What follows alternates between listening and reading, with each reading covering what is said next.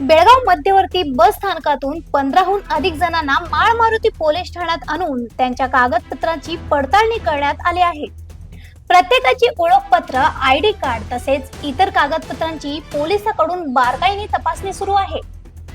तपासणी दरम्यान काहींकडे पश्चिम बंगालमधील आयडी कार्ड आढळून आले असून निवडणुकीसाठी गावी गेलो होतो, आता पुन्हा कामासाठी परतत आहोत असे त्यांनी पोलिसांना सांगितल्याची माहिती आहे। आयडी कार्ड खरी आहे की बनावट याबाबत पोलिसांकडून पुढील तपास सुरू आहे।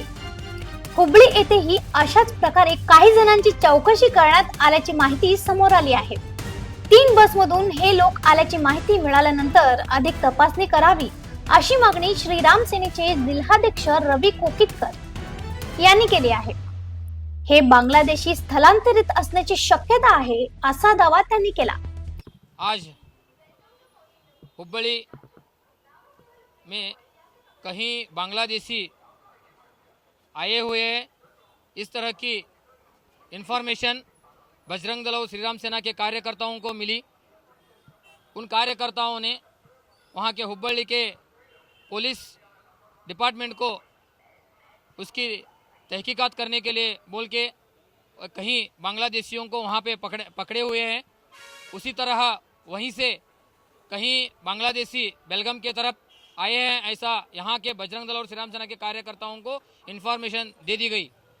उस मुताबिक आज बेलगाम के पुलिस डिपार्टमेंट को बता के पुलिसों को लेके बेलगाम में आज 3 हुबली के बसेस को पकड़ के उनकी तहकीकात चल रही है।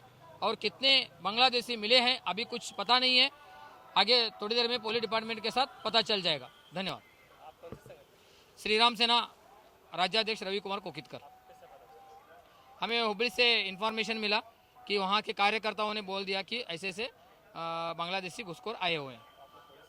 हाँ, हमने पुलिस को बता दिया और पुलिस के साथ मिलकर ही कार्रवाई की है। दरम्यान परिसरात पोलिसांनी कडेकोट बंदोबस्त ठेवला असून कागदपत्रांची पडताळणी पूर्ण झाल्यानंतर पुढील कारवाई केली जाण्याची शक्यता आहे। अशा आणखीन अपडेट्ससाठी फॉलो करा वाईज ऑफ मेनुग्राम।